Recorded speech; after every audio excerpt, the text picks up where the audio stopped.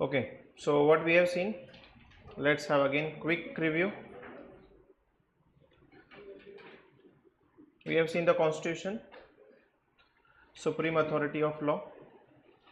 Article 265, the wording is no tax shall be levied unless authority of law.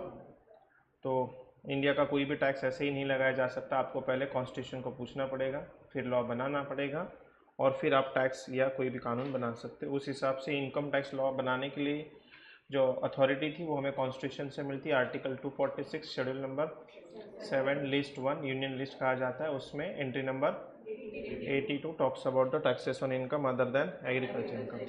The income tax law is a wider concept which includes act भी आता है, उसमें rules भी आते हैं, finance act आएगा, notifications also come, circular और judicial decision, ये सब मिलकर आपका लॉ बनता है।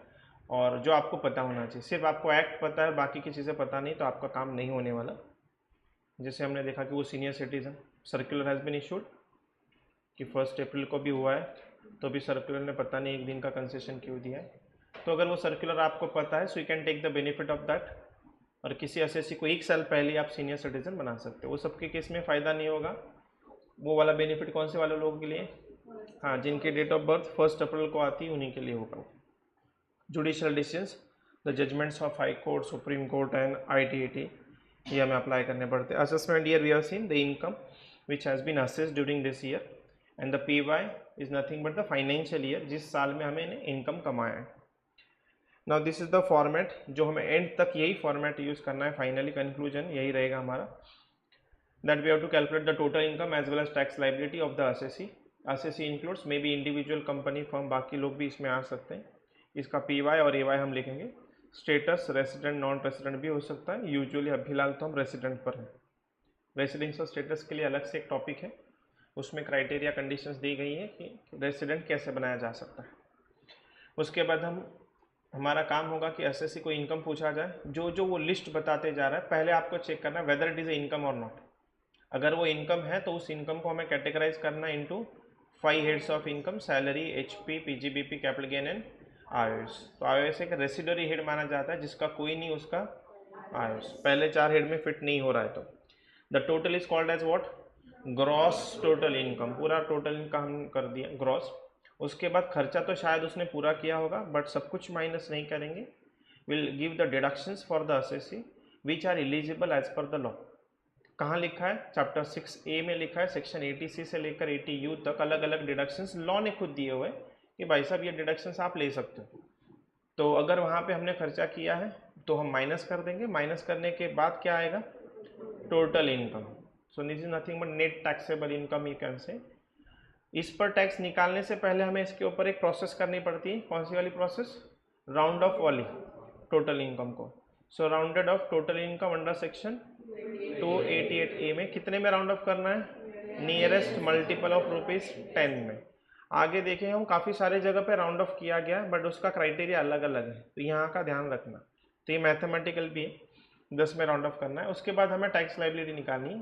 टैक्स लाइबिलिटी निकालने से पहले आपको ऊपर एक बार चेक करना है हु इज़ द असेसी, कौन है, इंडिविजुअल है, कंपनी है, फर्म है। तो फिलहाल हमने इंडिविजुअल को स्टार्ट किया था कि उसकी टैक्स लाइबिलिटी कैसे आती है। So we started with the individual. हाँ,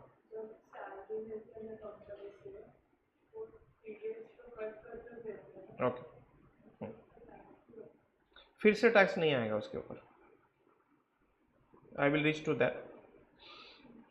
आज के सेशन में मैं आपको दिखा दूंगा।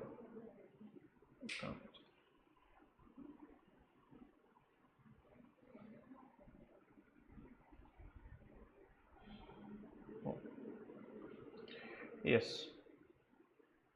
आपने देखा पेरेंट्स का कुछ टैक्सेबिलिटी? Not seen. ओके, मैं दिखा दूंगा आपको प्रैक्टिकल वाली चीज़। Now tax liability of the individual वो कैसे कैलकुलेट की जाती है sir? So this is calculated on the base of slab rates. तो इंडिविजुअल जैसे आता है इसमें हमसे फिर से 3 कैटेगरी करने वाले, एक छोटा असेसी, एक बड़ा असेसी और एक बहुत बड़ा असेसी। छोटा मतलब इसको आप बता सकते हो ये कौन सा वाला? The individual whose age is less than 60 years वाले लोग यहाँ पे आ जाएंगे। तो जिनके लिए बेसिक एग्जाम्पशन है 2.5, आगे वाली स्टोरी आपको पता है, 2.5 लाख तक का एग्जाम्पशन है। जो हमारी दूसरी कैटेगरी वो कौन सा वाला असेसी है? वो रेसिडेंट भी है और सीनियर सिटीजन भी है। अब कैसे बोला जाए सीनियर सिटीजन है? 60 ईयर्स और मोर ही हैज अटेंड। एग्जैक्टली आखिरी दिन पर 31 मार्च को भी वो 60 साल का बन गया तो भी हमारे लिए ओके है, या एज पर द सर्कुलर 2016 1 अप्रैल को भी चला गया तो भी हम वो मिडनाइट वाला कंसिडर करके कुछ तो लॉजिक अप्लाई करके फिर भी हम उसे सीनियर सिटीजन बना देते हैं। व्हाट अबाउट द 2 अप्रैल? उसको हम नहीं बनाएंगे। तो यहाँ पर सर्कुलर बेनिफिट दे रहा है, बट एक सीनियर सिटीजन के शुरुआत में और एक वर्ड है, वो रेसिडेंट भी होना चाहिए और सीनियर सिटीजन ही होना चाहिए, तभी हम उसको ये वाला बेनिफिट देंगे। क्या बेनिफिट है ऐसे लोगों की? 3 लाख तक उनको एग्जम्पशन दिया गया है। तो एक आम आदमी जो छोटा है और एक सीनियर सिटीजन है तो थोड़ा कंसेशन यहाँ पे दिया गया। टैक्स के क्वांटम में अगर देखा जाए तो कितना बेनिफिट मिलता है? ये वाला और ये वाला बेनिफिट 2500 विदाउट सेस, 2500 का एक तरह से कंसेशन दिया जा रहा है, बट ये सिर्फ रेसिडेंट हमारे यहाँ पर हमारे जो दादा दादी है उन्हीं को मिलेगा। और तीसरी कैटेगरी है रेसिडेंट सुपर सीनियर सिटीजन। यहाँ पर एज 80 ईयर्स और मोर है, सेम उसी की तरह। यहाँ पर एग्जम्पशन लिमिट जो है वो 5 लाख तक का है, up to 5 lakh there is no tax liability, the tax would be the 0। बाकी सब कुछ यहाँ पर सेम। अब सवाल आता है यहाँ आखिरी दोनों में रेसिडेंट दिया हुआ है। सो रेसिडेंट ऐसा पकड़ के चलो जो बचपन से यही है या पिछले साल में आपने कुछ तो कितना बोला था वो, हाँ ठीक है, चलो उसको पकड़ के चलते। 120 दिनों से ज़्यादा जो यहाँ पे रुका होगा उसको हम रेसिडेंट बना देंगे। Let's say nowadays the players are coming into the India. कितने महीने चलती है वो आईपीएल वगैरह? आईपीएल 2 महीने, ठीक है, 2 महीने के लिए आईपीएल होती है। तो वो प्लेयर्स जो है बाहर के भी प्लेयर्स रहते हैं ना वहाँ पे, वो भी इंडिया में आते हैं, 2 महीने यहाँ रहेंगे। सो 2 महीने यहाँ रहेंगे मतलब कितने दिन? अराउंड 60 डेज वो रहेंगे, ठीक है। उनके साथ तो उनको दादाजी को भी लेके आए हैं साथ में घूमने के लिए इंडिया। तो यहाँ पर आने का दादाजी को ऐसे छोड़ दिया गया कि आप जाओ और पूरा इंडिया घूम लो। सो उनके दादाजी यहाँ पर 60 दिन यहाँ पे रुकेंगे और उन्होंने यहाँ पर शायद इनकम भी कमा लिया। अब सवाल ये आता है, वो दादाजी पूछ रहे कि मेरे लिए स्लैब रेट कौन सा? उस फॉरेन प्लेयर के दादाजी हैं जिनकी एज पकड़ के चलो 75 ईयर्स है। तो क्या होगा उनके साथ? तो पहले हम देखेंगे क्या वो सीनियर सिटीजन है 75 ईयर्स? हाँ, 60 साल से तो ऊपर है, बट वो रेसिडेंट है क्या? वो बोलेंगे नहीं नहीं, मैं तो अब भी आया पिछले महीने में, ज़िंदगी में पहली बार आया। तो हम बोलेंगे आप तो फिर नॉन रेसिडेंट हो। तो जो एडिशनल कंसेशन है 3 लाख वाला या 5 लाख वाला वो उनको नहीं दिया जाएगा। फिर वो बोलेंगे मेरे लिए स्लैब रेट बता दो। फिर कौन सा वाला? यहाँ पर फिर से पहुँचा दो। तो जो लोग वहाँ कवर नहीं हो रहे ऑटोमेटिकली यहाँ पर, तो यहाँ पर देखो कौन कौन आ रहा है। जो रेसिडेंट है जो छोटा है वो यहाँ आएगा, और जो लोग बड़े हैं या बहुत बड़े हैं सीनियर सिटीजन या सुपर सीनियर सिटीजन, लेकिन वो कौन है? रेसिडेंट नहीं है, तो उनको भी हम इस कैटेगरी में डाल देंगे, बाकी सब लोग वहाँ। Now doubts about the category?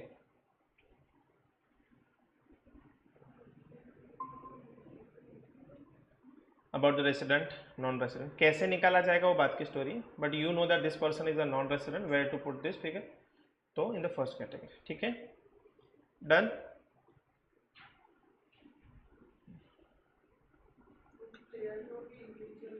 हाँ, अगर वो इंसान होगा तो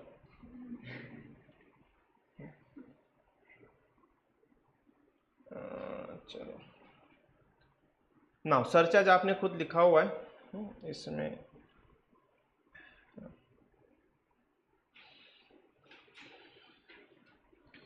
अब इसमें से और एक कैटेगरी वाला ले लेते हैं so that this would be over. हमने कल के सम तक 1 करोड़ से नीचे वाली फिगर ली थी, राइट? तो अब थोड़ा सा आगे चलते हैं। विल 1 करोड़ से 2 करोड़ के बीच में क्या फुल फॉर्म आएगा नीचे, डोंट वरी। अभी हम सिर्फ इंडिविजुअल के लिए देखेंगे। So for individual if your earning is more than 1 CR but below 2 crore, मतलब अमीर है, अच्छा खासा अमीर है, तो उसके लिए सरचार्ज का रेट कितना है? 15%। और जो लोग 50 लाख से लेकर 1 करोड़ तक के जो लोग होंगे उनके लिए सरचार्ज का रेट कितना है? 10%। चलो अब इसके ऊपर ले लेते हैं। मैं यहीं कंटिन्यू कर लेता हूँ। पहले आप देख लो फिर आप लिख लेना। The income is 1 crore.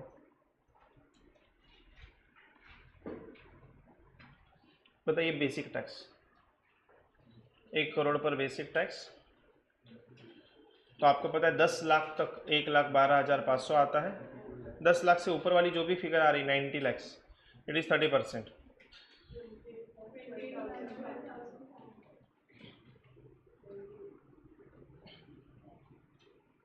बराबर, ठीक है। 28,500,000 सरचार्ज। अब ये 1 करोड़ है तो 10% से ही हम लगाएंगे। सो 281, 250, 30 लाख 93, ठीक 93,750। क्या लगता है आपको इसको मार्जिनल मिलेगा क्या? नहीं, बॉर्डर से ये बहुत दूर है। वो होता है ना जहाँ से सरचार्ज शुरू हो जाता है वहाँ से नियर बाय वाले लोगों को थोड़ा बहुत मिलता है, मार्जिनल लिफ्ट नहीं मिलने वाला। So we just add the cess. बताइए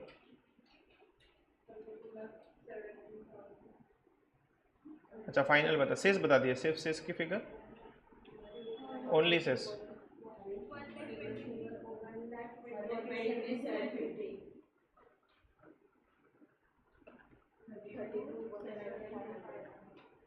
$32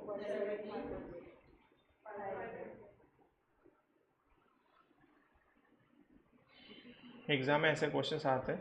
अगर ये सरचार्ज और मार्जिनली फल आ गया थोड़ा ज़्यादा मार्क के लिए आएगा, 4 मार्क के लिए आ सकता है, ठीक है। ओनली बेसिक सरचार्ज जहाँ पर रिलीफ का कोई संबंध नहीं है वहाँ पे वो 2 मार्क्स के लिए आ सकता है, एमसीक्यू में पूछा जाएगा। नाउ ये हो गया 1 करोड़ वाला। Now will take the another person whose income is 1,500,000। 1,500,000 रुपये कमा लिए बेटे ने।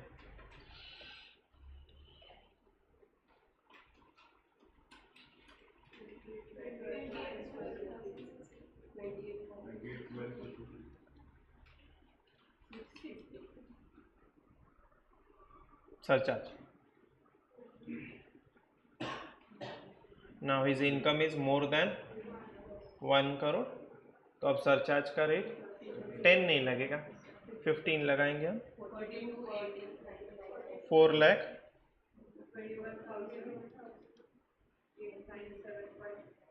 पॉइंट राउंड ऑफ कर देना,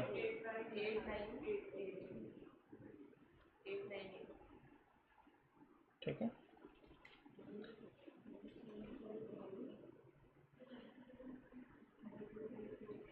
हाँ 32,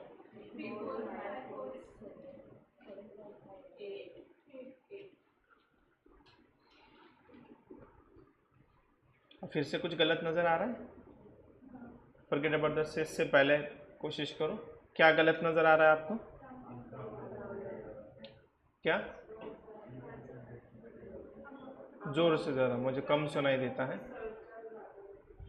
हाँ तो लगने दो, फर्क क्या पड़ेगा। जिसने 1 करोड़ रुपए कमाया है उसका टैक्स कितना आया? 30,93,000 बराबर है, जो 1 करोड़ कमाएगा। और उसका दोस्त जो है उसने 500 रुपये एक्स्ट्रा कमा लिए बेटे, ज़्यादा अमीर बनना चाहता था, उसको टैक्स कितना? 32,34,000। Again the situation coming the odd कि बेटे ने 500 रुपये कमाने की वजह से उसको बहुत ज़्यादा एक्स्ट्रा टैक्स आ गया। So here again the concept of marginal relief will come कि द टैक्स ऑन 1 करोड़। अब सरचार्ज दोनों भी जगह सरचार्ज के साथ ही लेना है, सेस सिर्फ हम नहीं लेते। 1 करोड़ पे इतना टैक्स आ रहा है, फिर उस पर उतना आ रहा है, एडिशनल इनकम 500 है, लेकिन additional tax it might be around कितना जाएगा, 40-50 हज़ार एक्स्ट्रा रहेगा, नहीं 1.25 लाख रुपए तक आएगा extra additional tax. Check out whether marginal relief would be available. Now you are more matured about the relief.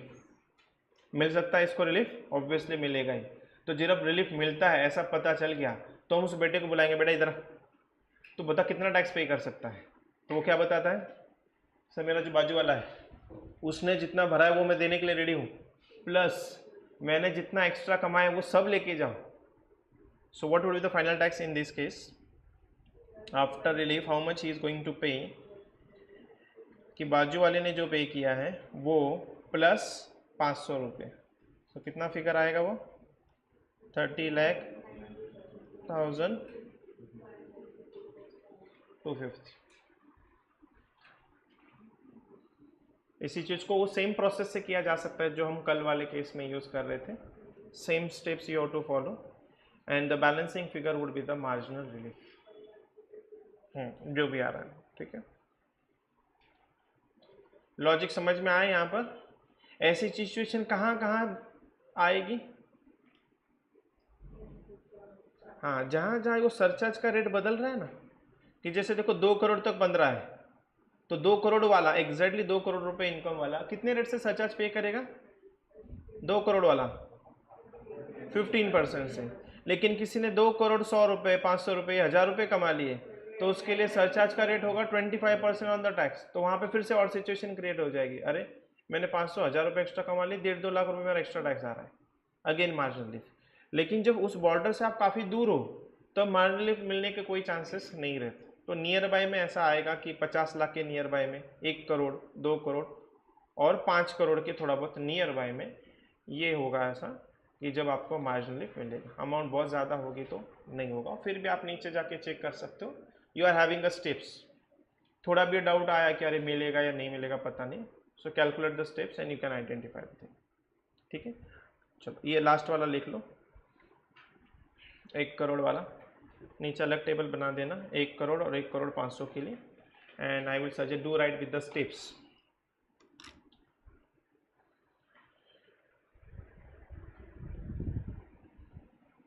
जो कल हमने स्टेप्स को यूज़ किया था उसी को नीचे लिखना, और वो स्टेप्स आपको 1 करोड़ 500 के लिए यूज़ करना है, दूसरे के लिए नहीं यूज़ करना है।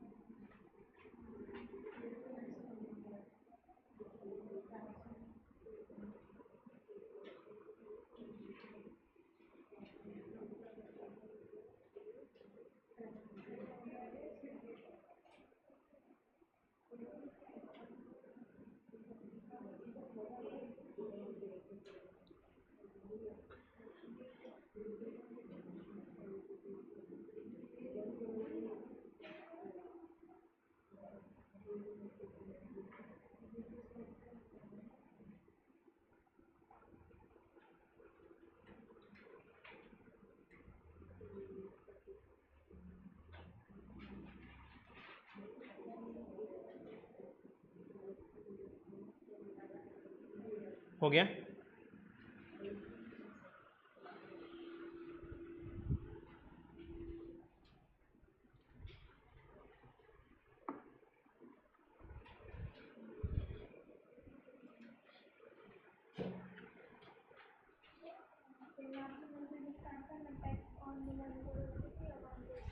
विथ सरचार्ज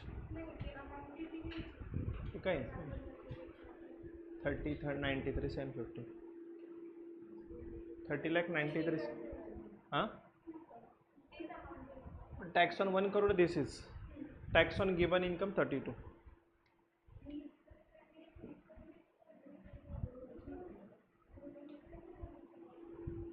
डाउट आया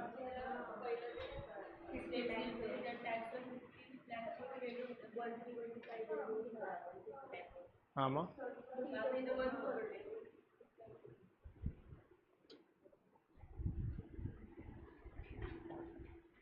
ओके ये तो ओके हुआ होगा, ठीक है, इसमें कोई दिक्कत नहीं। अगर आप 1,500,000 की बात कर रहे हो तो मार्जिन लिफ्ट मिलेगा या नहीं मिलेगा, वो जब हम स्टेप्स लिखते हैं तब हमें ये चेक करना है कि हम यहाँ पे ऐसा क्यों सोच रहे हैं। वैसे तो 50 लाख से सरचार्ज शुरू हो चुका है, 50 लाख से ऊपर अगर सबकी जगह पर सेम ही रेट होता तो हमने कंपैरिजन 50 लाख के साथ ही किया होता। बट यहाँ पर हम 1,500,000 पे और हमें अभी जस्ट पता चला है कि 1 करोड़ तक का जो सरचार्ज है वो अलग है और 1 करोड़ से ऊपर जो है वो सरचार्ज अलग है। इसलिए हमें 50 लाख के साथ कंपेयर नहीं करना है, हमें कंपेयर करना है 1 करोड़ वाले इंसान के साथ। So what would be the our step 1, tax on 1 crore instead of 50 lakh tax on 1 crore. अब tax on 1 crore without cess तो वो कितना आएगा हमारे पास ऑलरेडी, या डबल कैलकुलेट कर सकते हो, ये यही है। टैक्स ऑन 1 करोड़ कितना आएगा, टैक्स ऑन 1 करोड़ कितना आएगा 30,93,750 आएगा 1 करोड़ का टैक्स। फिर हम बोलेंगे हमारा टैक्स ऑन गिवन इनकम 1,500,000 पे कितना टैक्स 32,34,548। ये स्टेप हो गया 2 नंबर का, करेक्शन करवा लो।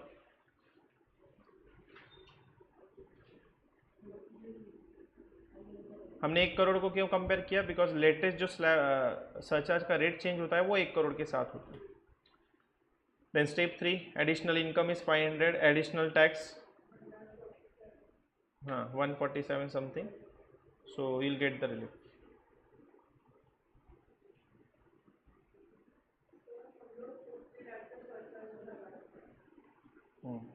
नहीं लगाया था हमने, एग्जैक्ट 50 पे नहीं।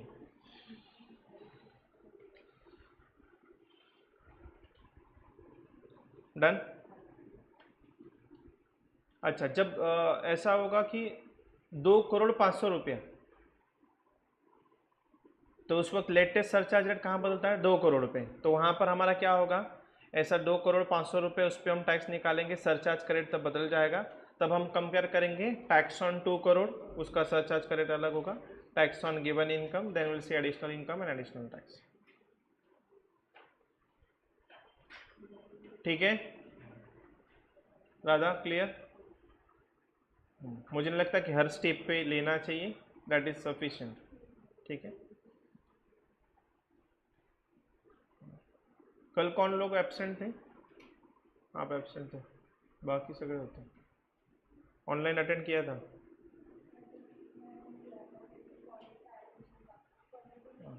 ओके, थोड़ा रेगुलरली कर लिया करो, क्योंकि जो कल नहीं होगा उसको आज समझ में नहीं आएगा, ना के बराबर होगा वो। ठीक है,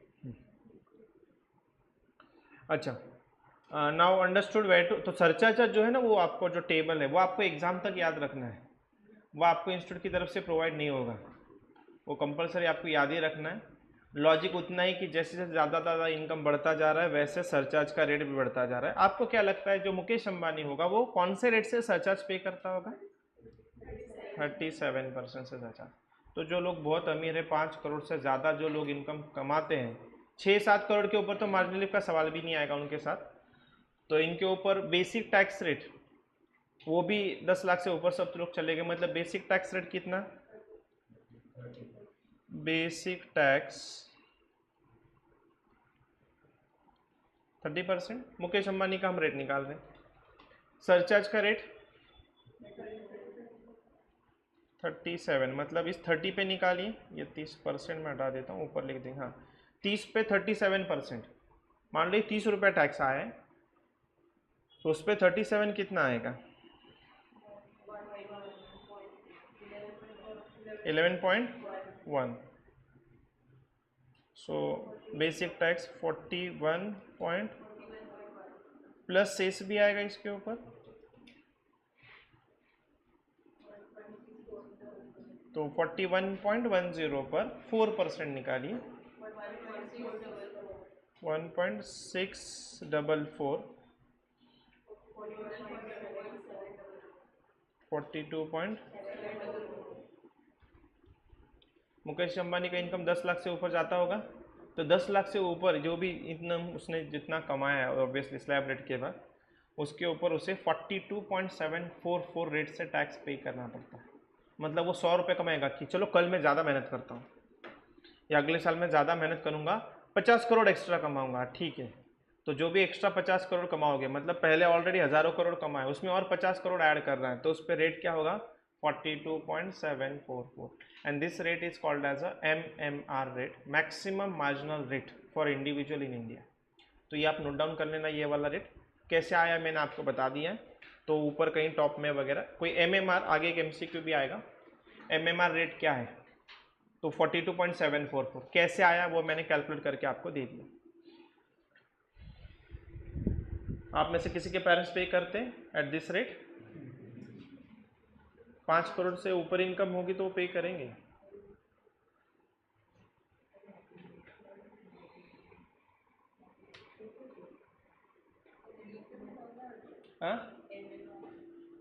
मैक्सिमम मार्जिनल रेट, आपको कॉस्टिंग में मार्जिनल कंसेप्ट है, मार्जिनल कॉस्ट वाला चालू ही नहीं हुआ है। मार्जिनल का मतलब होता है जो एग्जिस्टिंग है उससे ज़्यादा, मतलब आज मैं वैसे तो अच्छा खासा कमा रहा हूँ और थोड़ा मैंने 100 रुपये कोशिश करता हूँ कि चलो और 100 रुपये एक्स्ट्रा कमा लो, तो एक्स्ट्रा 100 रुपये पर कितना टैक्स, तो 42.744। मेरे लिए ये रेट नहीं होगा, बट जो ज़्यादा कमा रहे हैं उनके लिए यही रेट होगा। So all the actors usually, हाँ नहीं हम सरचार्ज पे नहीं करते हम लोगों का प्लानिंग करते हैं, खुद का कैसे भूल जाएंगे और आपने प्लानिंग के आइडिया ऑलरेडी आपने दिए हुए हैं, बीवी के नाम पे इनकम ट्रांसफ़र करो, दादाजी के नाम पे करो, एक बीवी कम पड़ गई तो दूसरी बीवी का देखो, तो स्लैब रेट खत्म हुई, दूसरा ऑप्शन देखना पड़ेगा।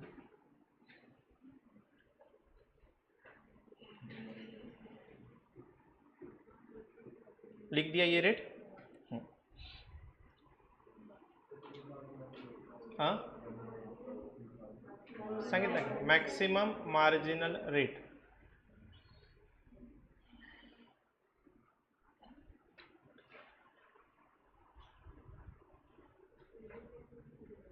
हो गया। देखो बेसिक ये क्या जो टॉपिक है इसमें टैक्स रेट्स इंपॉर्टेंट, थोड़ा टाइम लगता है बट यस इंपॉर्टेंट। आप ये टॉपिक होने के बाद कोई भी इंसान आपके सामने आ रहा है मेरा टैक्स कैलकुलेट करके दे दो, सो एग्जैक्ट करेक्ट वाला टैक्स आप निकाल सकते हो विदाउट यूजिंग एनी सॉफ्टवेयर्स।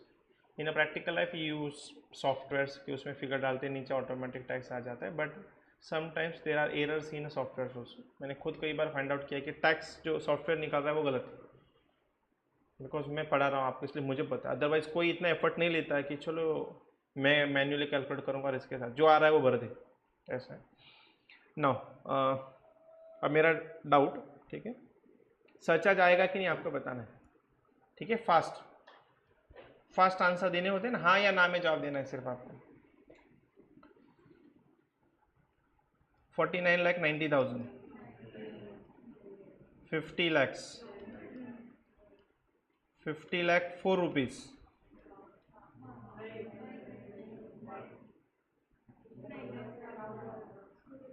हाँ या ना, हाँ या ना, फाइनल आंसर नहीं, क्यों? 50 लाख से ज़्यादा हो गया। हाँ तो ध्यान रखना, जैसे कोई इनकम बता रहा है 50 लाख 4 रुपये, तो उसको अभी सरचार्ज चालू हुआ क्या, तो फिर से उसको 288 के पास जाना है, हेल्प मांगने, बोलेगा ठीक है बेटा राउंड ऑफ हो जाता है। 50 लाख 4 रुपये का पहले राउंड ऑफ क्या हो गया जाएगा 50 लाख एग्जैक्ट हो जाएगा। टोटल इनकम राउंड ऑफ होने के बाद टैक्स लाइबिलिटी निकालनी है, और जब टैक्स लाइबिलिटी निकालने जाओगे तो there would not be a surcharge. तो no surcharge no marginal lift, तो वो क्वेश्चन सिंपल हो जाएगा। वरना 4 रुपये लेके आप उस पर सरचार्ज कैलकुलेट करोगे फिर रिलीफ लोगे तो वहीं पहुंच जाओगे फिर से, बट इस पर सरचार्ज आएगा ही नहीं। हाँ, अगर ये 1 रुपये और एक्स्ट्रा होता 50 लाख 5 रुपया, तो राउंड ऑफ फिर से करना पड़ेगा। अब 50 लाख 10 रुपये राउंड ऑफ करके हो जाएंगे। नाउ सरचार्ज इज अप्लीकेबल, तो उस 10 रुपये की वजह से 1.25 रुपये का फिर से टैक्स बढ़ जाएगा। So you will get the relief, तो फिर से ऊपर कैलकुलेशन आ जाएगा। फाइनली वो 10 ही रुपये एक्स्ट्रा देने वाला है जो भी एक्स्ट्रा कमाया है, बट वो पूरे कैलकुलेशन आपके बढ़ जाएंगे। ठीक है। So in a practical life also you have to pay this tax also and surcharge also. मैं आपको अभी इमीडिएटली दिखा देता हूँ।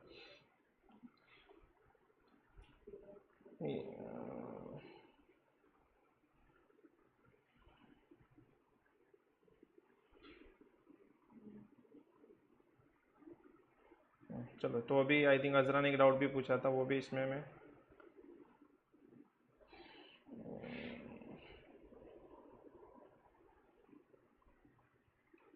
प्रैक्टिकल वाली चीज़ में आपको दिखा रहा हूँ।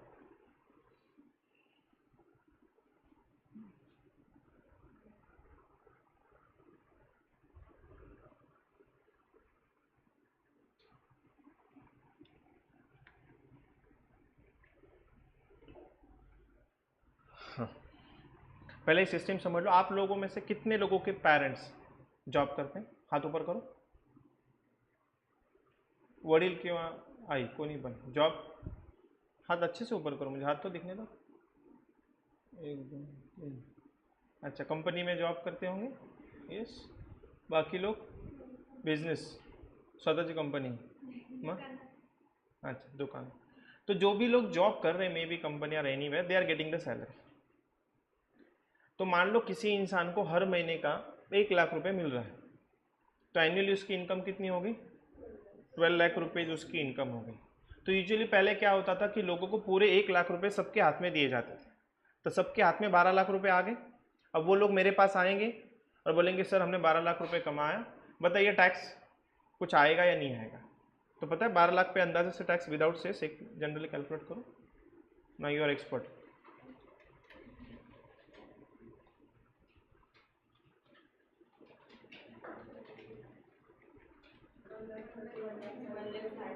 $172 500 प्लस सेस आएगा। तो हम उसको बोलेंगे बेटा तूने जो 12 लाख रुपए कमाए 172 प्लस सेस वगैरह पकड़ के अराउंड 2 लाख रुपए है ना, 2 लाख रुपए आपको भगवान को देने हैं। भगवान मतलब हमारे मोदी जी। बोले क्या इतने? देखो आप सोच के देखो, 12 लाख रुपए खून पसीने की कमाई, at the end of the year the CA is saying that 2 lakh rupees has to be paid to the government. अरे बाप, बहुत डेंजर। अच्छा, दूसरे सीए के पास जाएंगे तो अच्छा नहीं है। हाँ सर आप बताओ ना 12 लाख पे कितना टैक्स आता है? वही कानून है, वो भी कितना बताएगा? उतना ही 172 500 प्लस सेस। अच्छा सच में इतना पे करना पड़ेगा? हाँ, तो थोड़े बहुत लोगों ने पे करना चालू कर दिया।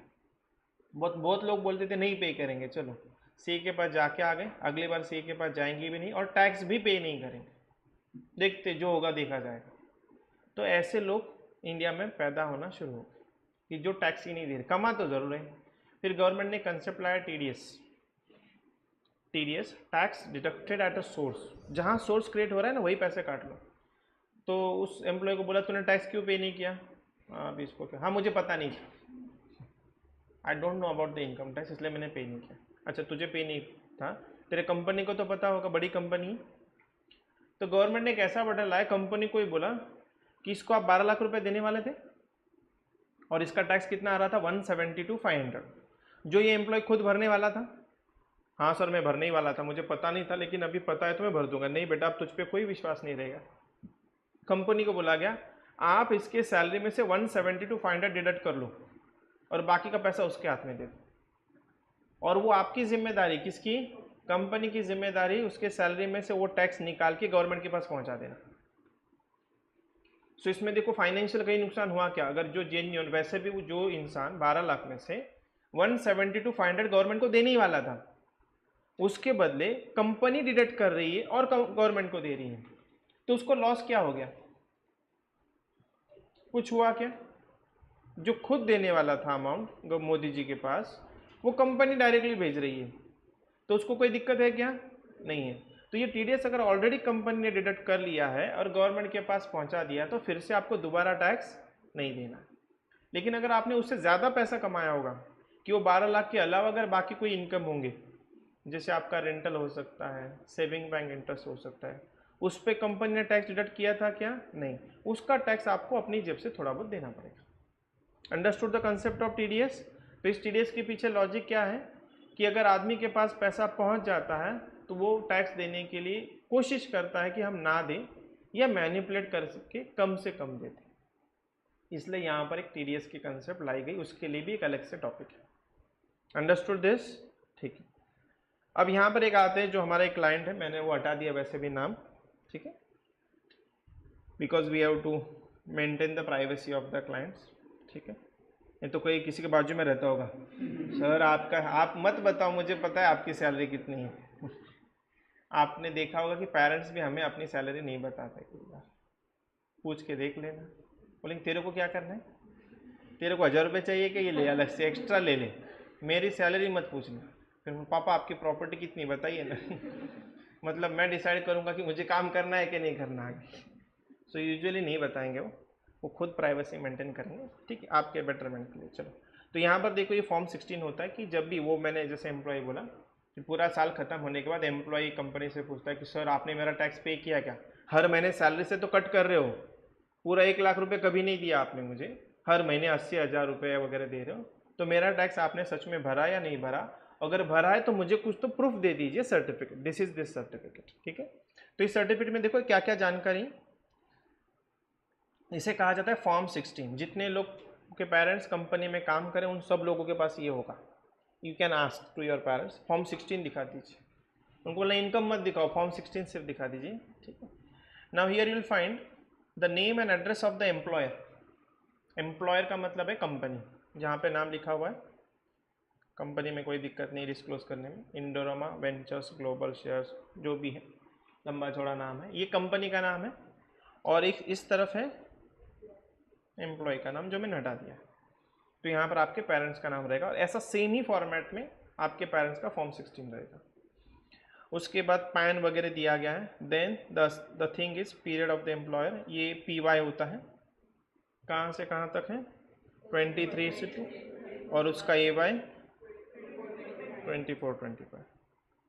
उसके बाद ये सैलरी के डिटेल्स दिए जाते हैं, सैलरी में कितना अमाउंट ऑफ सैलरी है, HRA वगैरह ये सब पकड़ के देखो। व्हाट इज द फिगर,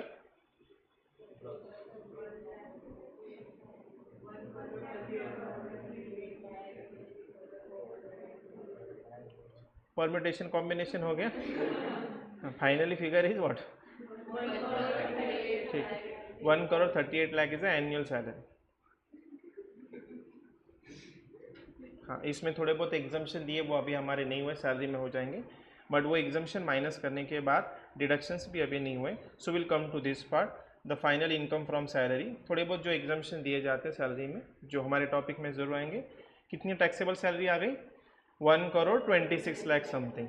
उसमें हाउस प्रॉपर्टी का एक उसे डिडक्शन मिल गया 2 लाख का, फिर 124 आया। फिर मैंने आपको बताया था कि ये आता है all the heads of income. Company उसे पूछती है कि बेटा बाकी कोई हेड में इनकम है क्या, अगर उसने वो बता दिया तो उसका टैक्स और बढ़ जाता है इस कैलकुलेशन, इसलिए वो बताता नहीं है यूजुअली, तो बोलता है बाकी कोई इनकम नहीं, जीरो, ठीक है। उसके बाद चैप्टर 6A के डिडक्शंस कौन से सेक्शन से शुरू होते हैं, ATC से लेकर ATU तक के अलग अलग डिडक्शंस हैं। ये देखो यहाँ पर ATC का उसका 773 है, 68,000 है, बट लिमिटेड डिडक्शन मिलता है। ये सब माइनस करने के बाद कौन सी फिगर आती है, टोटल इनकम, ये रही वो income, taxable income, actually it is a total income. तो कितना आया है, 1,22,38,997, ये उसका टैक्सेबल इनकम हो गया। अब कंपनी पे रिस्पॉन्सिबिलिटी क्या डाल दी, बेटा ये इसके इनकम के ऊपर ये एम्प्लॉय टैक्स नहीं भरने वाला, तो तुम ही कैलकुलेट कर दो इस पर और आप इसके सैलरी में से डिडक्ट करके हमारे पास पहुंचा देना। चलो कोशिश करो कि आपका टैक्स इससे मैच हो रहा है। Try on this. 1,22,00,000 पे पहले बेसिक टैक्स निकालिए, सरचार्ज नीचे अलग से दिया है, ओनली बेसिक टैक्स। हाँ राउंड ऑफ होगा, यस, हर जगह राउंड ऑफ होगा।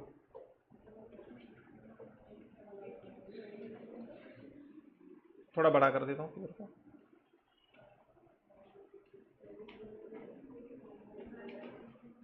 एक करोड़ 22 लाख है बेसिक टैक्स। मैच हो रहा है क्या चेक करो, नहीं तो इसमें गलती हो सकती है। मैंने जो पढ़ा है वो सही है।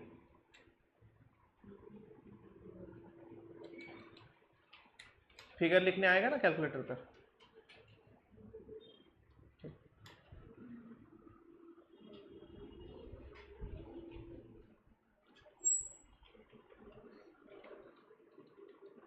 गेटिंग द सेम फिगर और डिफरेंट? सेम आ रहा है। एक 1,22,39,000 आया ना राउंड ऑफ करके।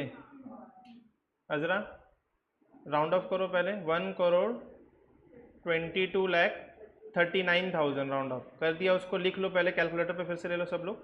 1,22,39,000 आ गया। माइनस हम 10 लाख करते हैं, सो लेस 10 लाख। हाँ, जो भी फिगर बचा है उसके ऊपर कितना परसेंट? 30% निकालो, प्लस 1,12,500।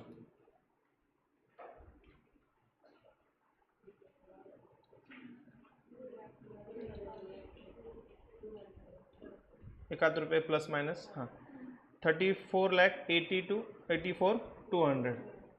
मैच हुआ या नहीं हुआ? नहीं मैच हुआ, ले लो फिर से।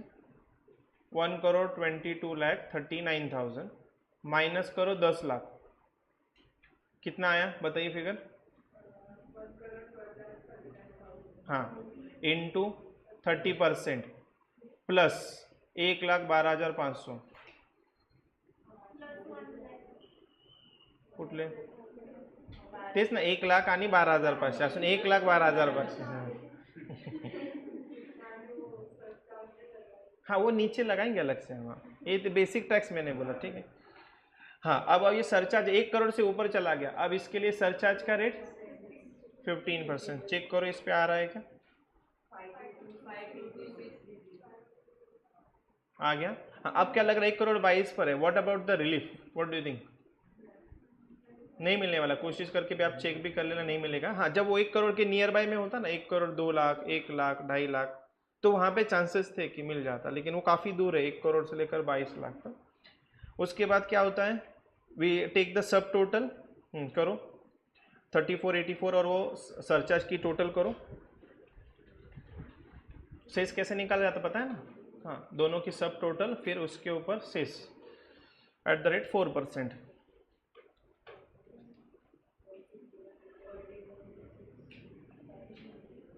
Coming to this figure, cess सिर्फ अलग से लिया क्या? हाँ, और ये ऐड करने के बाद 41,67,103।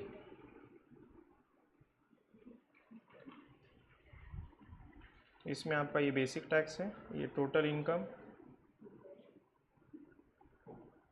हाँ बेसिक टैक्स, ये क्या था? ये क्या था?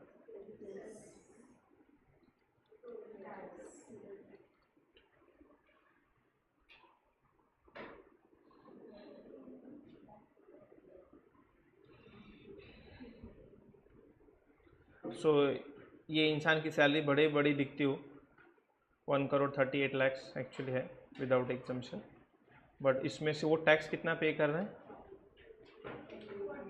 इतना तो 1 साल का वो इनकम टैक्स पे कर रहे हैं। उसके बाद भी मैंने अलग से भरवाया, ये तो सिर्फ सैलरी पे था। जब वो मेरे पास आया तो मैंने, उसने बोला कि मेरा टैक्स सर ऑलरेडी पेड हो चुका है, मुझे कोई भरना नहीं है ना। तो मैंने सब चेक किया, नाउ डेज ऑनलाइन पोर्टल पे आ जाते हैं। मैंने बोला सर आपका एफडी का इनकम है, सेविंग बैंक का इंटरेस्ट है, you are getting the rent also on your account. तो और मैंने उससे 1.5-2 लाख रुपए भरवा दिए। ठीक है, तो इसी पे प्लानिंग करेंगे। हाँ कंपनी तो अगर बोलता है सर इसमें कुछ कर सकते हैं क्या, कर सकते, कंपनी को बोल दो पैकेज कम कर दो तो टैक्स कम हो जाए। हाँ दूसरा है तो बोला था अगर सर अभी रेंटल इनकम भी आपने ऐड किया, कुछ बताइए ना। मैं बोलूँगा इसमें तो मैं कुछ नहीं कर सकता, जैसे आपने बोला इसमें मैं कुछ नहीं कर पाऊंगा। हाँ सेविंग बैंक इंटरेस्ट, तो एक काम कीजिए, अपने खाते में ज़्यादा पैसा मत रखिए, जैसे सैलरी क्रेडिट हो जाती है इमीडिएटली डेबिट करके वाइफ के नाम पे भेज देना। रेंटल इनकम जो भी होगा यूजुअली भी से कि अगर आपकी प्रॉपर्टी जॉइंट है तो रेंट इनकम बोले कि बीवी को एक्सेप्ट करें, आपके खाते में कुछ मत लेना। तो जो उसका अदर इनकम है वो अवॉइड कर सकते हैं, सब्जेक्ट टू कि उसको बीवी पे भरोसा होना चाहिए। तो वो लास्ट में हम बोल देते हैं कि ये सारी चीज़ें करो, नहीं तो कई बार बहुत सारी सिचुएशन ऐसे आ जाती, सब बीवी को ट्रांसफ़र कर दिया, घर एफडी सब, उसके पास कुछ नहीं, सिर्फ सैलरी आ रही है, और अचानक से भी बोलती है टाटा बाय बाय। फिर अगर इसी के नाम पे प्रॉपर्टी है तो रेंटल इसी को टैक्सेबल करना पड़ेगा। ऐसा नहीं कि मेरे नाम पे प्रॉपर्टी और रेंट इसको taxable, this is not allowed. बीवी के नाम पे आपको प्रॉपर्टी पूरी ट्रांसफ़र करनी पड़ेगी, फिर टाटा बाय बाय हो सकता है। जॉइंट अकाउंट होगा, प्रॉपर्टी किसकी है? ठीक है, जॉइंट अकाउंट है तो उसमें जो पैसा आ रहा है वो किसका आ रहा है? हस्बैंड का आ रहा है, तो सेविंग बैंक का इंटरेस्ट भी किसका होना चाहिए? तो गवर्नमेंट हस्बैंड को ही टैक्स करता है।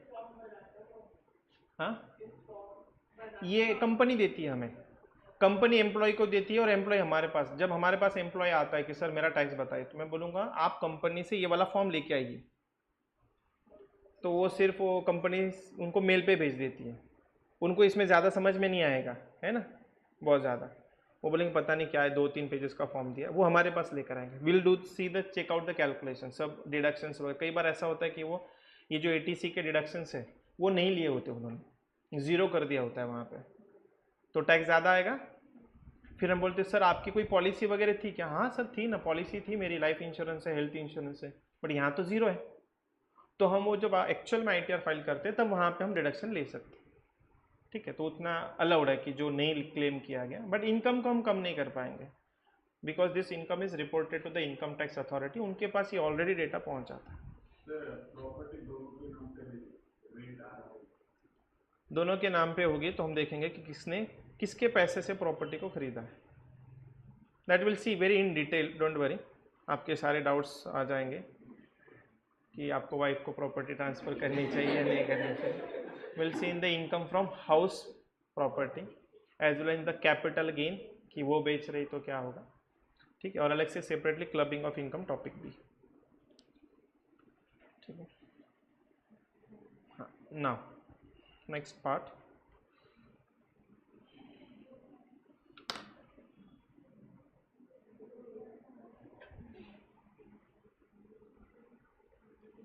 पहले टॉपिक थोड़ा जल्दी खत्म होता, but nowadays they have increase so much of thing, तो अभी तो अल्टरनेटिव रिजिम देखना है, we are in the old tax regime only. हाँ चलो, अब यहाँ पर आते हैं, write down rebate under section 87A, ऐसा लिखना, rebate under section 87A।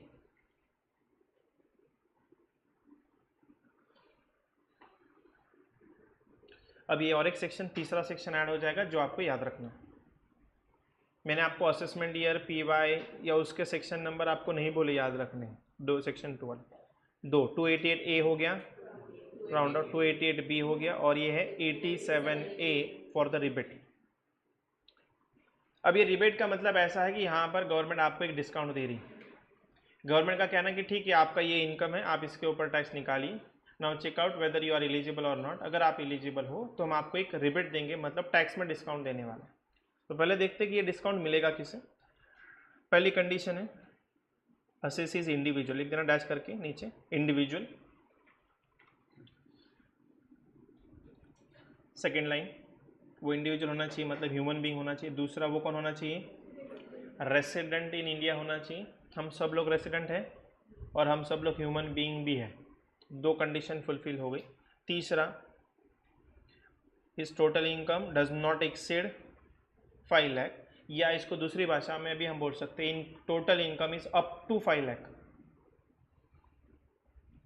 Up to 5 lakh.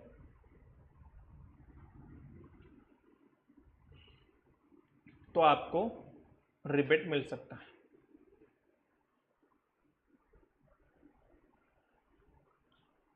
तीनों कंडीशन समझ में आई? पहला इंडिविजुअल रेसिडेंट होनी चाहिए, और तीसरा आपकी इनकम 5 लाख तक होनी चाहिए, तो हम आपको रिबेट देंगे। ठीक है, रिबेट देंगे मतलब डिस्काउंट देंगे टैक्स में। कितना देंगे उसके नीचे एरो करके लिख दो, rebate up to, rebate is up to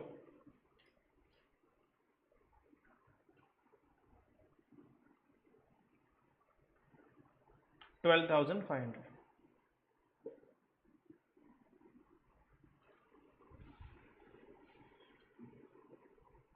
ठीक है, लिख दिया इतना। Now will see the example.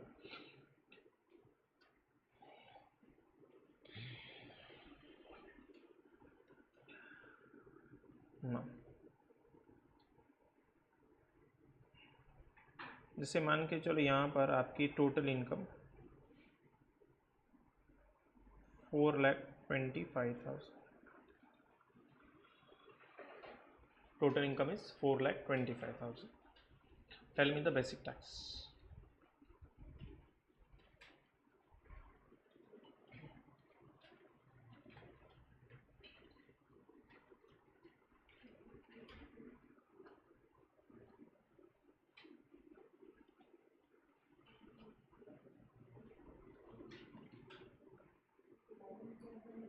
What is the gap between this 2.5 to 4.25?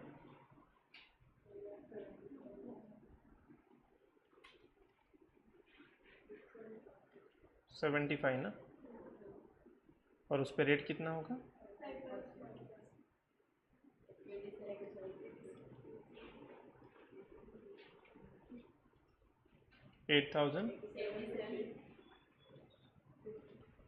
8,750।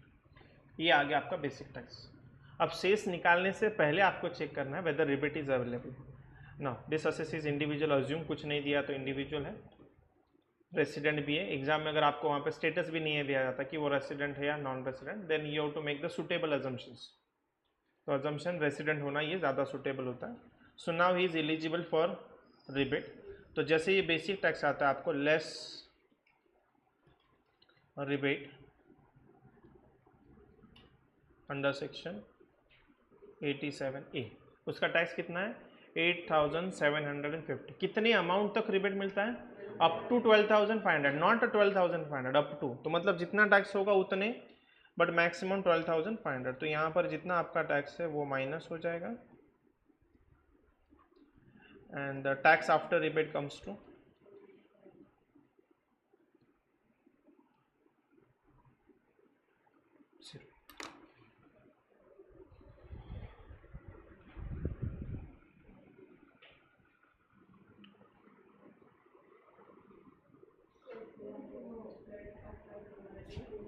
शेष। अभी इसके बाद शेष आएगा, तो tax after rebate comes to 0, the cess would be also 0। Tax ही नहीं आया तो शेष भी नहीं आने वाला। बट रिबेट हमेशा ध्यान रखना, शेष लगाने से पहले कैलकुलेशंस करना। ओके,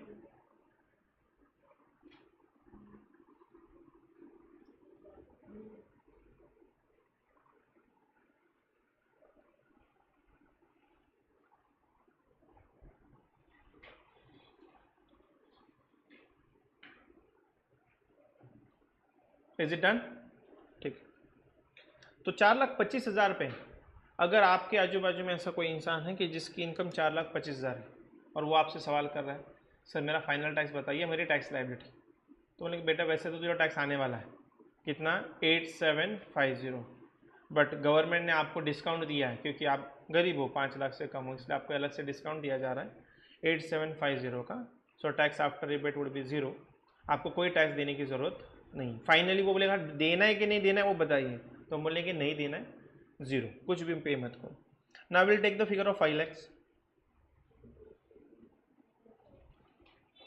बताइए बेसिक टैक्स कितना आएगा? 12,000।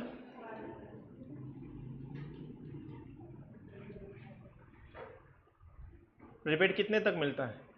12,500 तक। So what is tax after rebate? Sorry, ये 12,500 होगा, and tax after rebate 0।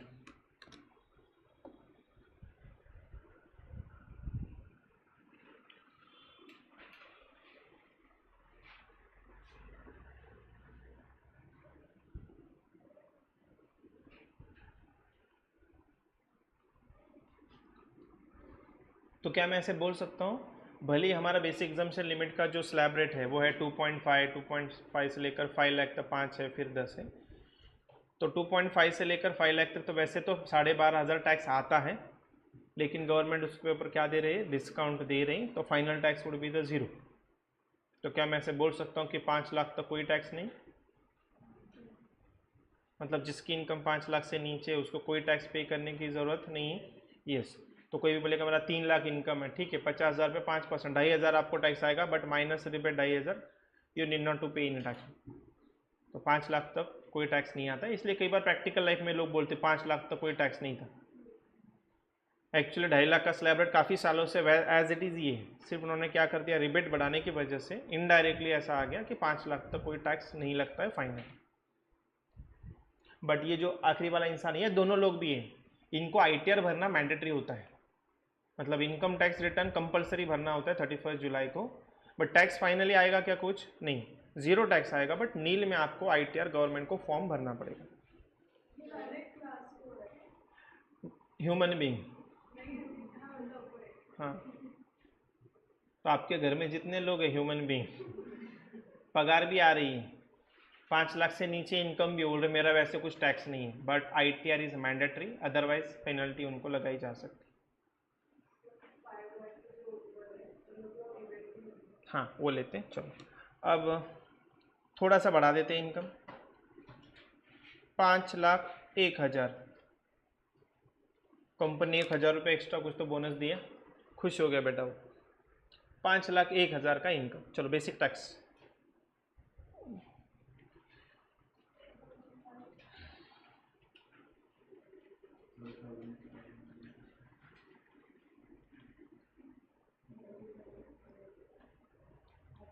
$12,700 ना, शेष नहीं, शेष बाद में देखेंगे, बेसिक टैक्स बताइए मुझे।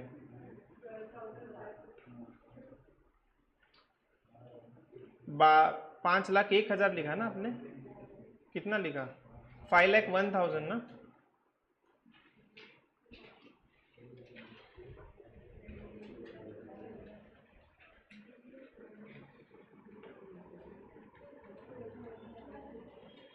अप टू 5 लाख 12,500, ऊपर कितनी अमाउंट है sir, 1,000। So what is the rate beyond 5 lakh, तो 1,000 पे 20%, 200 रुपये, और वो 12,500, 12,700, यहाँ तक ओके।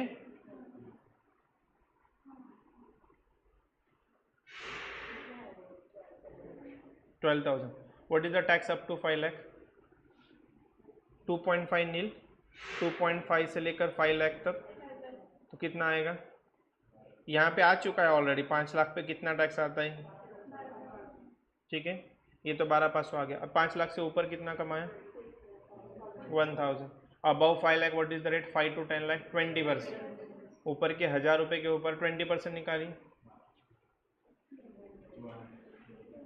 1,000 रुपये पर 20%, 200, आणि पहिले किती, 12,500 ॲड करा, 12,700, ओके।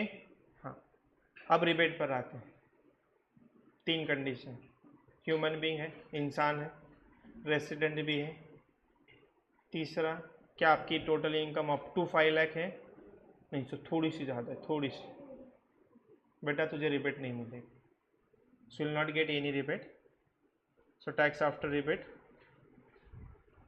पूरा 12,700,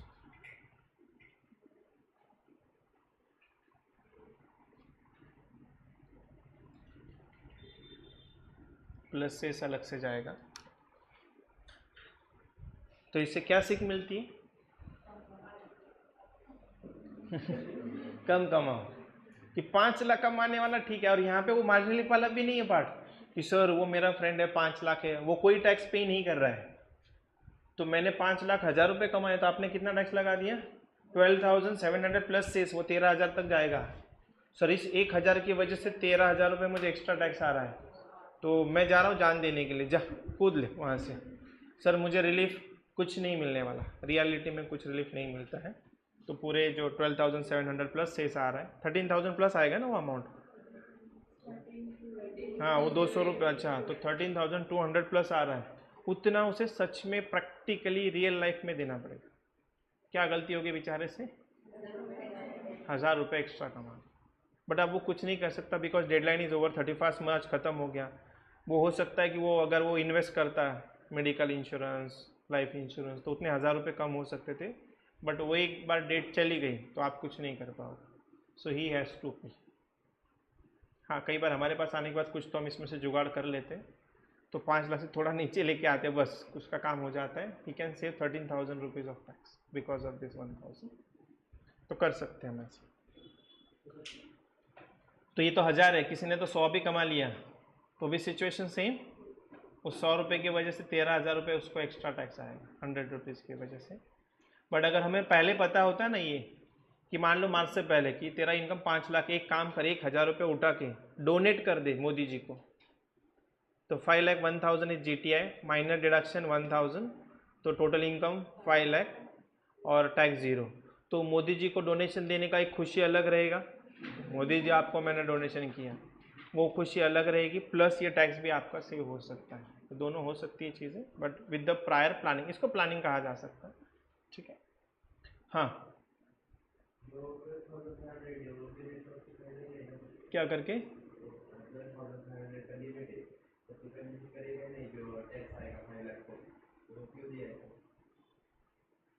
नहीं समझा मुझे। हाँ राइट है, हाँ कौन सा लिमिट? इतना अमाउंट क्यों दिया ऐसा? वो उन्होंने 5 लाख पर दे दिया, 5 लाख तो वैसे भी टैक्स आता है, because there are some other income which is tax at 10% और 15% ऑल्सो। तो वहाँ पे वो अमाउंट एग्जैक्ट मैच नहीं होगी, कि एक सिचुएशन ऐसी भी आएगी। यहाँ पर स्लैब रेट से, आई अंडरस्टूड योर क्वेश्चन, वो बाद में आ जाएगा उसका जवाब। उसका कहना है 5 लाख तो वैसे भी 12,500 आ रहा है, तो डायरेक्टली बोल दिया होता कि 5.5 लाख पे कोई टैक्स नहीं, राइट ना? हाँ, वैसा नहीं है, the situation come different also. अच्छा, आप बोलोगे सर डायरेक्टली स्लैब रेट ही 5 लाख से क्यों नहीं चालू कर देते, कि अप टू 5 लाख नील? लेकिन अगर अप टू 5 लाख नील कर दिया तो इसका फायदा मुकेश अंबानी को भी मिल जाएगा, कि जब उसका टैक्स कैलकुलेट करेंगे अप टू 5 लाख नील, उसके लिए भी यूज करना पड़ेगा, बट उसके लिए हम आज भी क्या यूज करें, 2.5। तो रिबेट देने की वजह से एक फायदा होता है कि जो हमें लिमिट बढ़ाना चाहिए उसके बदले अगर हम रिबेट दे देते तो मेरे हिसाब से वो अच्छी बात है, वो एग्जैक्टली वो बेनिफिट गरीब लोगों को ही मिलेगा। अगर ये स्लैब रेट हमने 2.5 लाख से कट करके 5 लाख कर दिया तो इसका बेनिफिट पूरी इंडिया ले लेगी, और ये वाला बेनिफिट सिर्फ कौन ले रहा है, अप टू 5। हाँ, ये 5 लाख का लिमिट बढ़ा सकते कि 6 लाख कर दो, 7 लाख तक रिबेट मिलेगा, ऐसा कर दो, दैट कुड बी पॉसिबल। चलो, so this is about the tax liability. 2 साल पहले तक ऐसे ही सिर्फ इतना ही टैक्स लाइबिलिटी था कि जिसमें रिबेट आ सकता था, सरचार्ज आ सकता। अब सवाल ये आ रहा है, सर आपने पहले सरचार्ज का पढ़ा दिया, फिर रिबेट का पढ़ा दिया, क्या ऐसा क्वेश्चन बन सकता है कि जिसमें रिबेट भी आ गया और सरचार्ज भी आ गया? सोच के देखिए, एक ही क्वेश्चन में सरचार्ज भी है, रिबेट भी है, क्यों नहीं आ? हाँ, तो ऐसा नहीं आएगा कि आपको एक इनकम दिया गया, इस पे सरचार्ज भी आ गया, रिबेट भी आ गया, बेसिक टैक्स, ऐसा नहीं होगा, बिकॉज रिबेट जो है वो 5 लाख से नीचे वाले लोगों को मिलता है, और सरचार्ज कब आएगा, 50 से ऊपर आएगा, और जो बीच में स्ट्रक्चर रहेगा उसमें नॉर्मल टैक्स रहेगा without any rebate and without any surcharge, एक साथ कॉम्बिनेशन नहीं आएगा। चलो,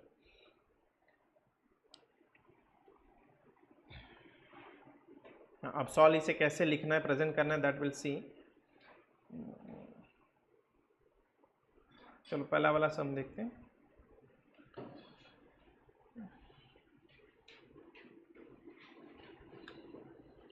first sum, Mr. Abhishek is a resident in India for AY 24-25, मतलब ये कौन से PY के लिए रेसिडेंट है, 23-24। For the PY 23-24 his income chargeable to tax in India is 8,30,004. Find out tax liability। ठीक है, अब इसका प्रेजेंटेशन मैं आपको दिखा देता हूँ, ठीक है, उस हिसाब से आप बाकी के सम्स कर लेना। चलो राइट डाउन, इसको लिख देना आप, page number 13 question number 1, give the reference in the notebook. जब आपको नोट्स मिल जाएंगे तो रेफरेंस दे देना, बाकी डेटा की वैसे भी आपको बहुत ज़रूरत नहीं, डायरेक्टली आंसर सॉल्व करेंगे तो भी हो जाएगा। 13 क्वेश्चन 1। अब इसको सॉल्व एग्जाम में आता है तो कैसे, अगर प्रेजेंटेशन वाला पार्ट आ गया तो कैसे लिखना है। So write down computation of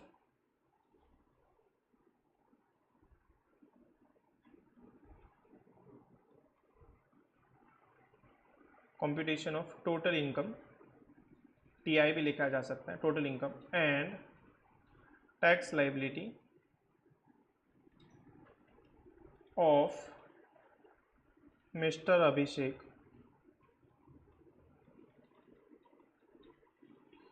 for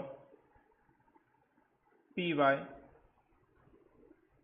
23-24 and AY।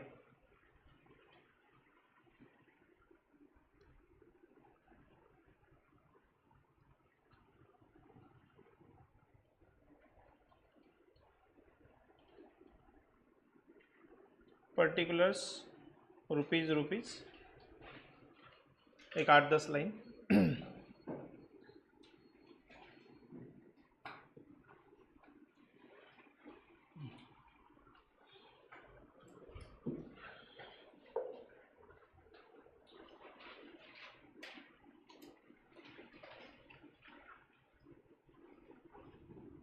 Total income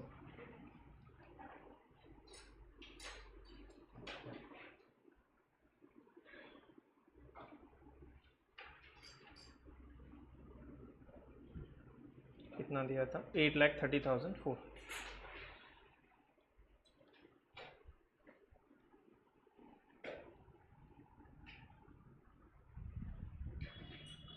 Now we'll make it round off।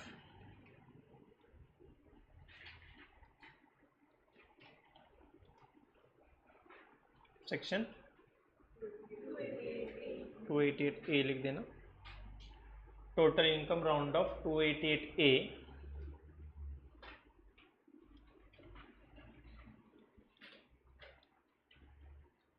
$8,30,000।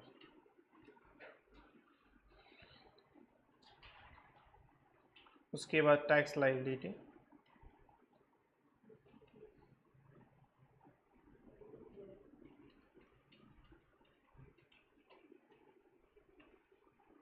Basic tax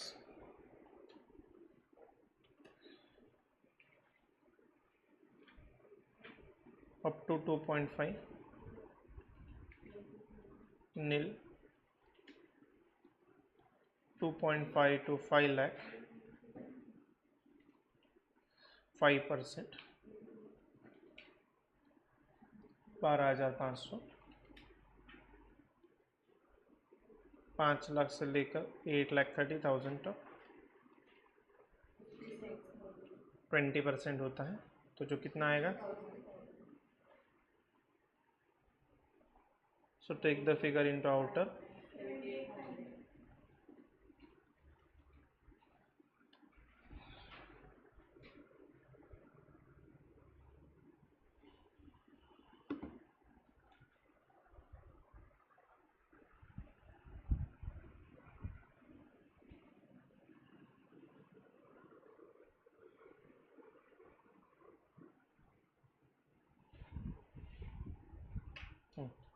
now think about the rebate. मिलेगा, क्यों नहीं मिलेगा? हाँ, उसके टोटल इनकम जो है वो 5 लाख से ज़्यादा है, इसलिए नहीं मिलेगा। What about the surcharge? वो भी नहीं आएगा, 50 लाख से कम है। सो हमें ऐड करना है सिर्फ सेस।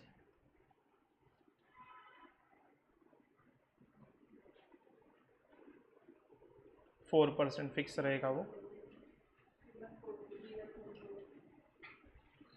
उसके बाद टोटल टैक्स 81,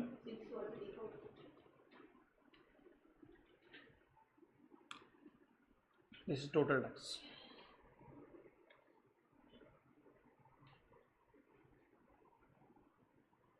क्या इसको राउंड ऑफ करने की ज़रूरत है? नहीं, ऑलरेडी 10 में राउंडेड ऑफ है, तो वो लाइन लिखने की ज़रूरत नहीं पड़ेगी आपको। अगर कुछ और होता, 2, 3, 4 रुपये आ जाता तो आपको लिखना होता।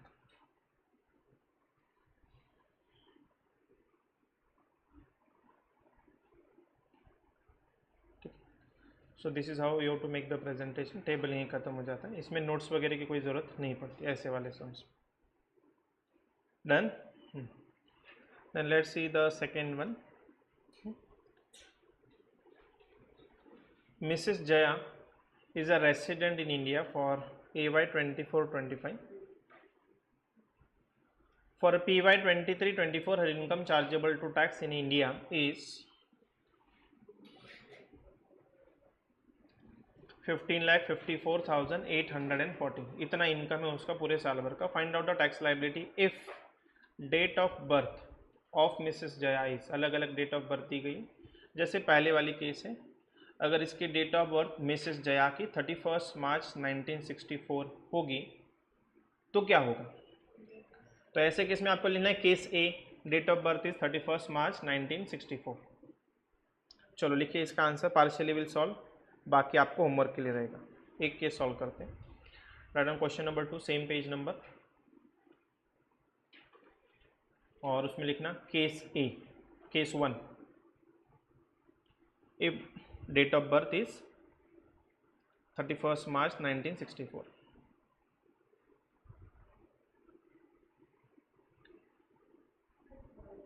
Date of birth 31 March 1964।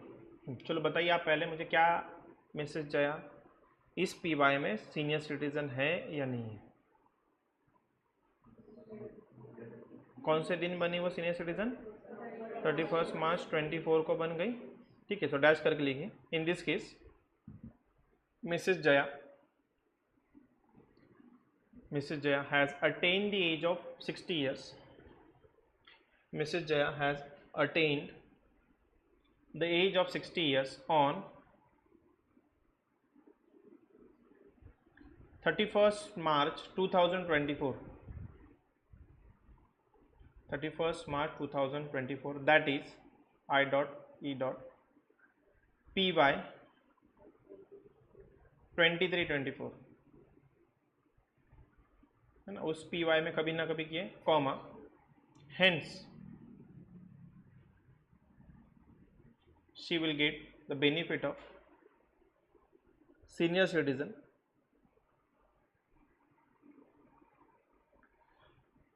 during the PY 23-24।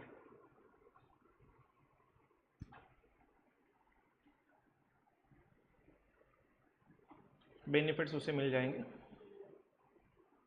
तो आखिरी दिन पे क्यों ना हो, अटेन कर लिया एज। अब उसके बाद ये टेबल बनाइए।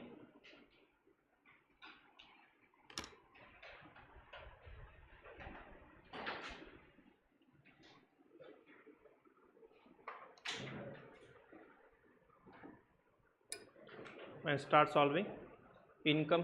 हाँ, टेबल आपके पास ऑलरेडी, मैं इनकम दिखा देता हूँ। 15,54,814।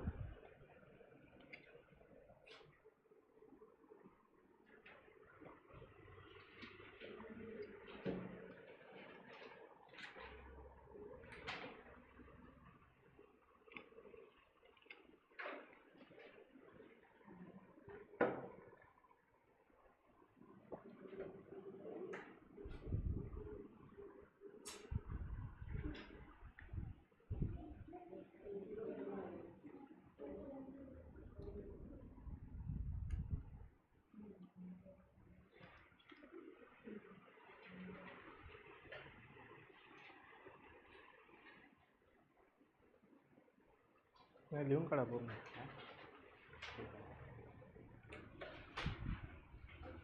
सेम असं प्रेझेंटेशन केलं होतं, सेम तसंच करा। Make a presentation for this sum, बाकी आप घर पे जो करोगे कैसे भी कर लेना।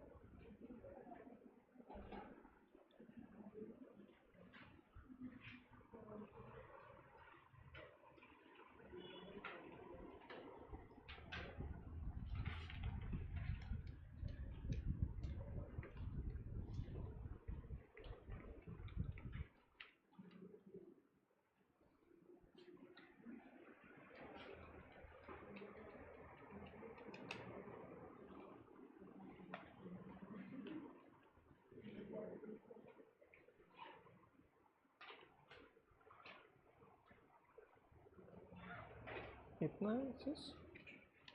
अच्छा हाँ, टोटल हाँ।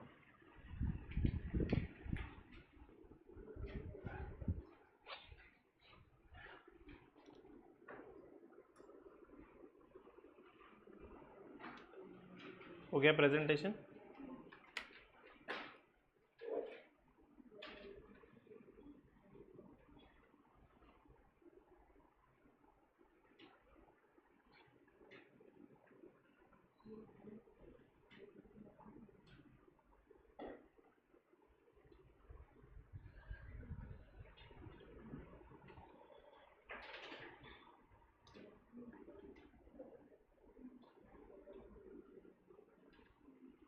झाला का?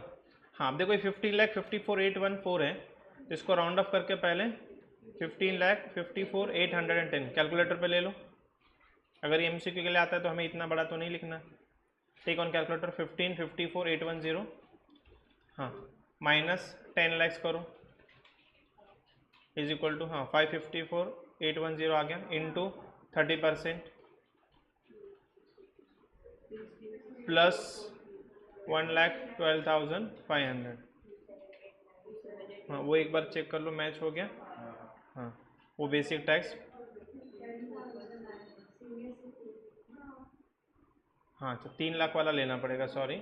सो इस 3 लाख, तो 2,500 रुपये कम हो जाएंगे। सो 1,10,000 ऐड करना पड़ेगा आपको।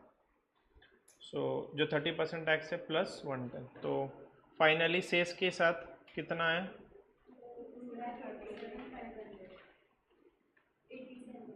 87,500 to 87,500 because he is a senior citizen, including cess वगैरह। हाँ, सीनियर सिटीजन हमने शुरुआत में देखा था, इज अ सीनियर सिटीजन। फक्त पहिले 12,500 लिहिले, तिथं 10,000 होईल, बाकी सगळं सेम। अच्छा, केस 2,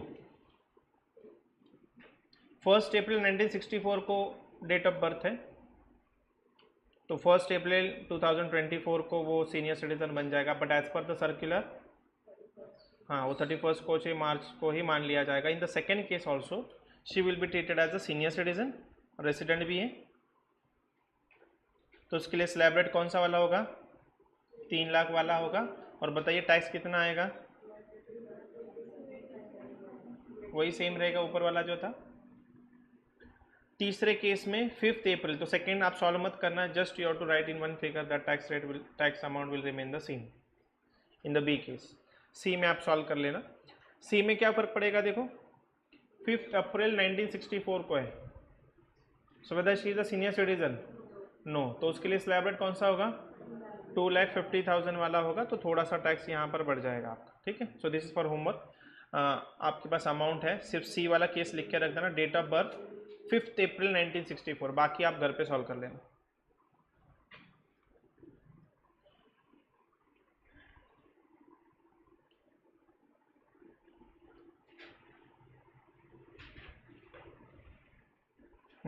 अब यहीं खत्म नहीं हो रहा है, नीचे और एक लाइन उन्होंने ऐड कर दिया है।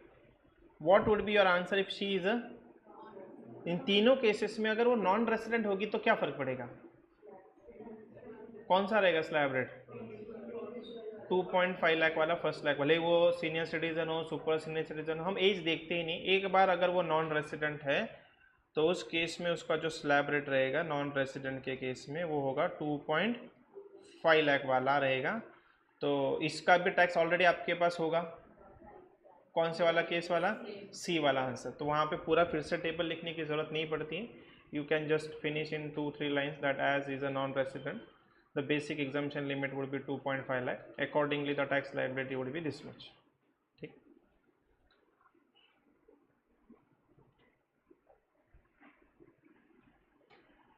then ये HUF है,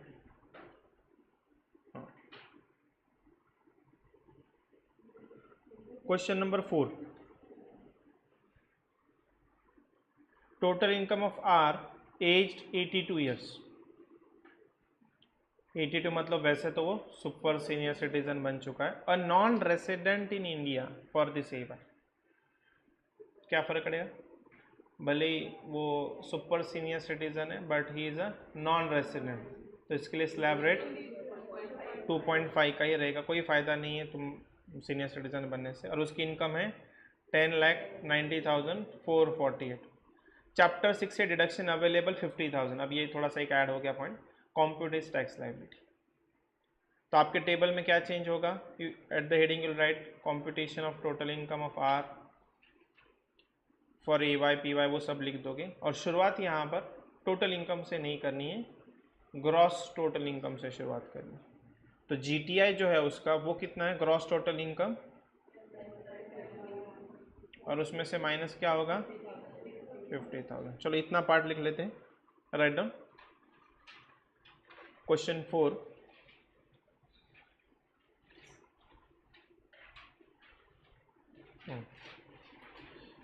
computation of total income and tax liability of R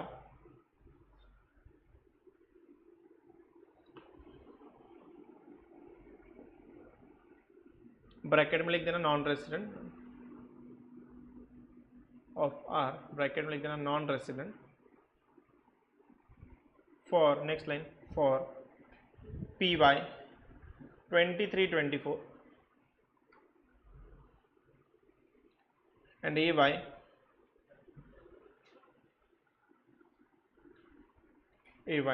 24-25। ठीक है, पर्टिकुलर्स रुपीज।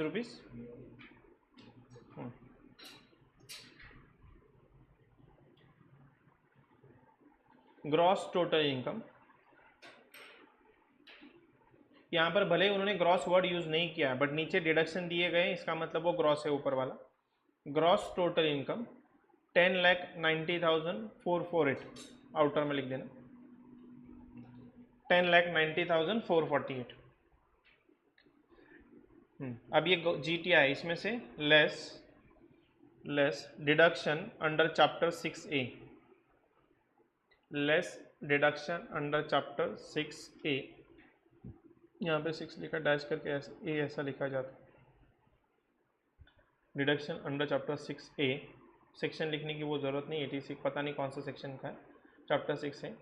अमाउंट में लिख दो 50,000।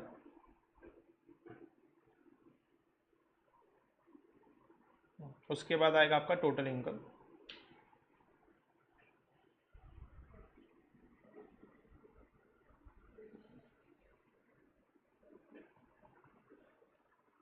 So total income would be 10,40,448।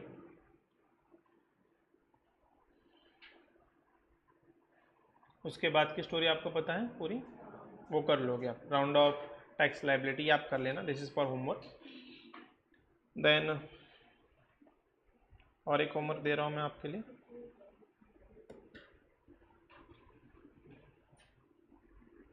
Nine और 10 दोनों दे सकता हूँ वैसे तो। क्वेश्चन 9 देखो, आप कहीं तो नोट डाउन कर लेना। क्वेश्चन 9, उसमें टोटल इनकम कितना है 345,516,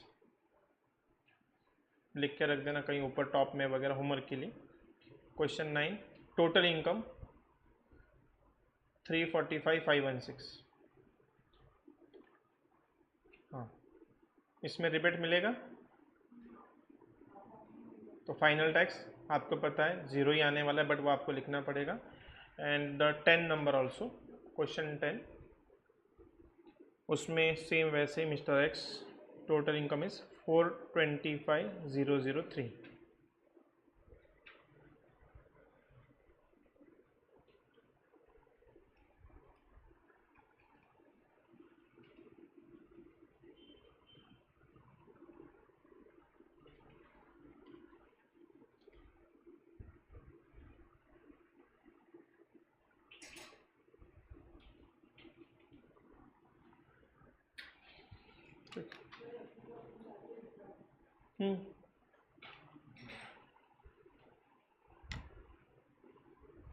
तो ये मोस्टली आपको एमसीक्यू में आता है, वो तो एक पार्ट हो गया।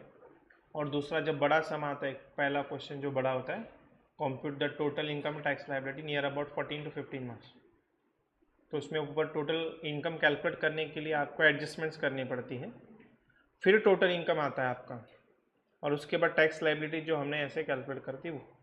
तो ऐसे मिक्स में भी आएगा टैक्स लाइबिलिटी के लिए, एज वेल एज ऑब्जेक्टिव में 2 मार्क्स 3 मार्क, बहुत सिंपल रहा तो 1 आध मार्क की जाएगा। ठीक है, ओके, थैंक यू।